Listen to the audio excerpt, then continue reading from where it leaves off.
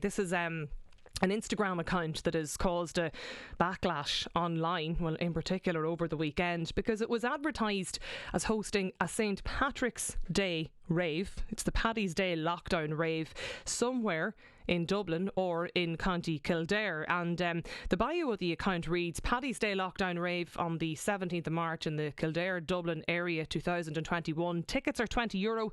Let's not have another miserable Paddy's Day. Let's party hard. Well, joining us here in Lunchtime Live is News Talk reporter Laura Donnelly. Laura, you've been following this page over the weekend. Tell us about the Paddy's Day lockdown rave. Hi, Andrea. Yeah, I spotted it on Instagram on Friday evening, and I just kind of followed it sort of out of curiosity to see what's going on. It's a private page, so you have to request to follow it.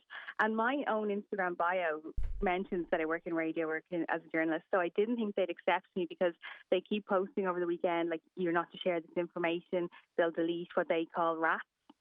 But I was accepted anyway onto the page, so I've been keeping an eye on it. I also live in Kildare, and I know they say it's Kildare, Dublin area, so I was curious about that as well. So they posted one story over the weekend where they talked about the location. So they said it's an undisclosed location in the Kildare, Dublin area, and 12 hours before the event starts, the location will be revealed. They mentioned that no under 17s will be allowed. You'll be refused entry if you turn up. They also say doors open at 3 p.m. and the event finishes in the early hours the next morning. And they say due to this being an indoor event, tickets are limited. And they ended that update by saying, let's make St. Patrick proud. How many tickets do we know have been sold, Laura? They posted over the weekend to say 300 tickets have been sold so far. But I think that was Saturday, so I don't know if it's jumped. They haven't put up an update since then. I'm still following them, but I haven't seen any updates. And in terms of the tickets, they say they're €20. And in order to get a ticket, you send a private message to the page and then you're given a WhatsApp number. And I don't know what happens after that. I assume money's transferred, but I haven't seen any details of how that's being done, whether it's, PayPal or Revolut or whatever. But you just have to, it's a WhatsApp set up in order to make payments in advance. There's been a lot of reaction to this too, Laura, online, and a lot of backlash against the organisers.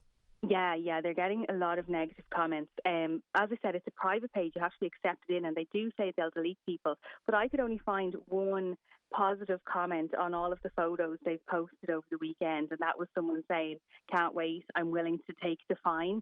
Whereas everyone else is saying, this is terrible, you should be ashamed, comments like that. So they are getting a lot of negative comments. I sent them a message earlier today wondering if they'd speak to us for this piece, but they haven't responded. I did see in an article I was reading over the weekend where they said that they're fine to organise this because they say, sure, the guidelines are in place until the 5th of March and then they're lifted. But as we know, all the comments last week and Micheál Martin himself saying, it's going to be Easter at least, but they're maintaining that March 5th, this lockdown ends.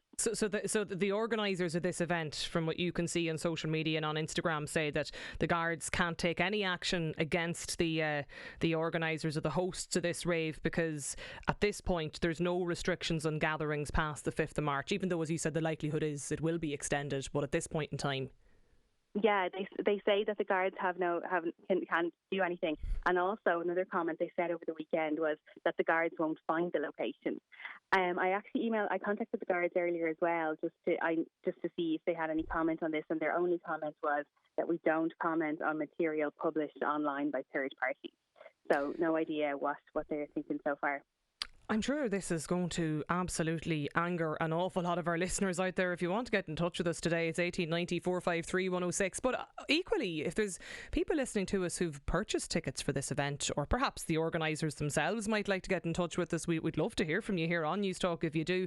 As I said, that number is 53106 at a cost of 30 cents. Laura Donnelly, thanks for joining us with the details of that here on Lunchtime Live. Maria's on the line though in Leitrim. Maria, thanks for being with us. You're a healthcare worker. What do you make of this?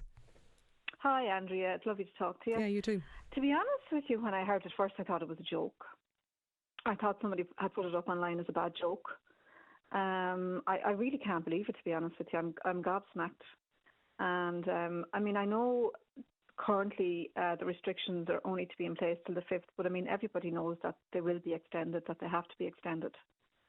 And I'm just wondering that when they are, what these people intend to do. Do they intend to refund people their money? Do they intend to break the law and go ahead with it? I just can't believe it, to be honest with you. And it's so disrespectful to the people who have lost family and friends to the COVID virus. It really is. It's also grossly irresponsible. Yeah, the other side of it. Completely grossly irresponsible. I mean, I don't even know why. I have particular sympathy for young people because I have a 20-year-old son, and I know that young people have been hit hard by this. All their socialising with their friends and things. I do have sympathy, but I mean, this is just. I can't really even find the words for it. It's absolutely shocking, to be honest with you. It's disgraceful. Like, you're somebody that goes out, Maria, in County Leitrim, you're a healthcare worker, you're on the front line, you're dealing with the reality of COVID-19 and the impact of it on a daily basis. So I can only imagine for you that's, likely to be heading into work in the next 24 hours thinking about the prospect of something like this. I mean, I'm looking at some of the stuff online, and you heard Laura there, that it could potentially be organised for 5,000 people. To be honest with you, that's why I thought it was a joke. I said people couldn't possibly be that irresponsible, but obviously they are, and it is shocking. And I mean, we've heard some stories since this all started, like last year, of people doing irresponsible things, but this really takes the biscuit. I have to be honest with you. I can't understand it, to be honest with you. I really can't. Like I said, with where we are at the moment, none of us thought a year ago that we'd still be fighting this virus now, and we are. And I just can't believe how people can be so thoughtless and arrogant and just cruel, to be honest with you. Because that's what it is. I mean, if this goes ahead and people go, there will be a massive spike as a result of it. And people will be hospitalised, and they'll pass it on to their loved ones, and they'll pass it on to their elderly loved ones also. There is no getting around that.